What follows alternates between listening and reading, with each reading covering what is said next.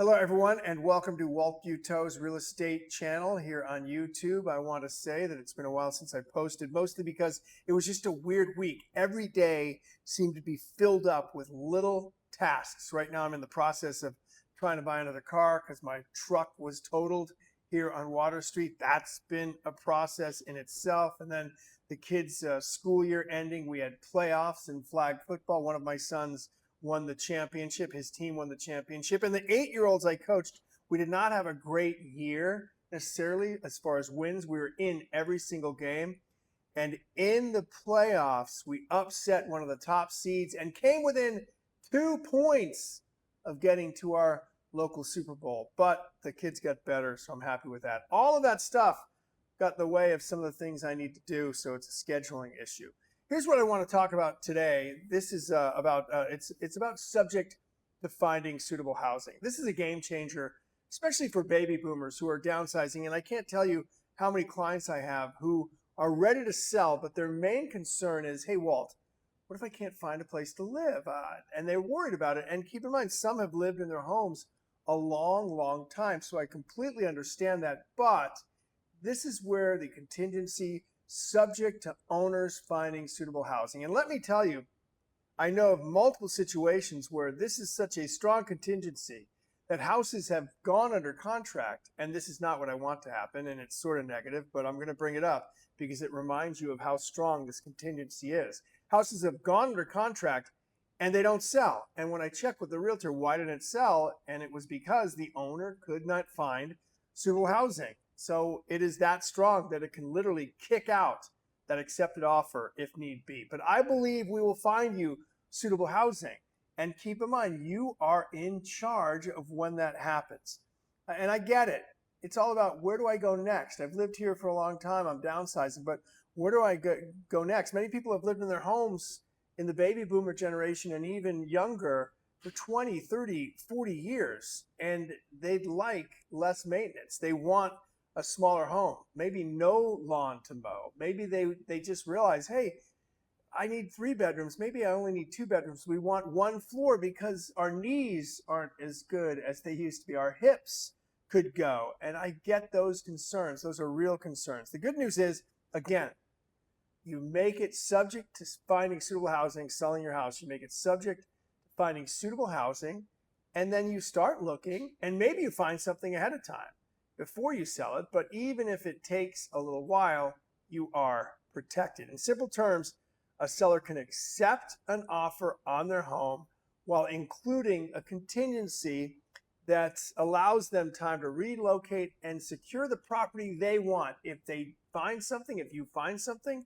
that's not perfect, you don't buy it. You're not pressured in any way. And this is really not appropriate necessarily for every transaction. And buyers don't always like it, but in this market, which is still a seller's market, they're more likely to accept it. Once we become a buyer's market where there are more homes to choose from, I'll tell you, subject to owner finding suitable housing sort of is equal to the contingency of a home to sell. So right now, having a home to sell, it's tough to buy a property. And because it's a seller's market, they have a choice. But when the buyers have a choice, they might not like subject to owner finding suitable housing. Those two clauses, those two contingencies sort of mirror each other, depending on whether it's a buyer's market or a seller's market. Many homeowners are surprised to learn that this option even exists, and that surprises me. I've had people say, what does that mean? And of course, it's in my world, so I know what it means. Don't assume anything, really. Ask a professional, ask an advisor like me if you have any questions about this. And again, sometimes the biggest obstacle isn't the market, whether it's a seller or buyer's market. It's simply not knowing your options, not having a plan. You want a plan, especially if you're a baby boomer and you've lived in a place 20, 30, 40 years. You have that security of going home every day. And yeah, I get it. I have a team of people in my next generation team, next chapter team, that basically talks about this. We have counselors who talk about this, attorneys who can discuss things like estate planning and other issues you might run into, but also counselors that can make you realize if you have that fear, that trepidation, you're not alone. I mean, think about it. You've lived in that house a long time.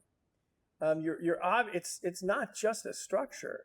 It maybe was a structure when you bought it, but now it's got memories, and that's hard too. And you want to cope with that. But here's the thing: you don't want to wait to sell at a point where you have to sell because maybe you have a 2-story house and all the bedrooms are upstairs and your knees are shot, or your significant other's knees are shot, or your parents' knees are shot. You want to start developing a plan ahead of time.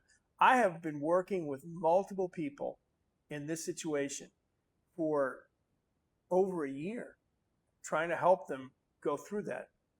I don't rush anybody because I understand that emotional attachment. I still miss the house I spent my childhood in. I miss those houses all the time. I check up on them to see the prices on them. So I get it. I mean, and I didn't live in those as long as some people have lived in these houses. And again, baby boomers, if you're a boomer out there, you own almost half the property in the country, half the single homes in the country. In Rhode Island, the number's like 45%. And I have a story in my Walt's window that we'll publish tomorrow here on YouTube that indicates our value of single family homes in the country is at a record high. Again, $49 trillion. It's up from something like 800 billion from the last quarter. That's doubled since 2016.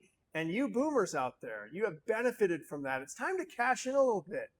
You know, buy something else, buy a smaller house. And I want to help you through that process, not just selling your house, marketing your house. I'll do that for you.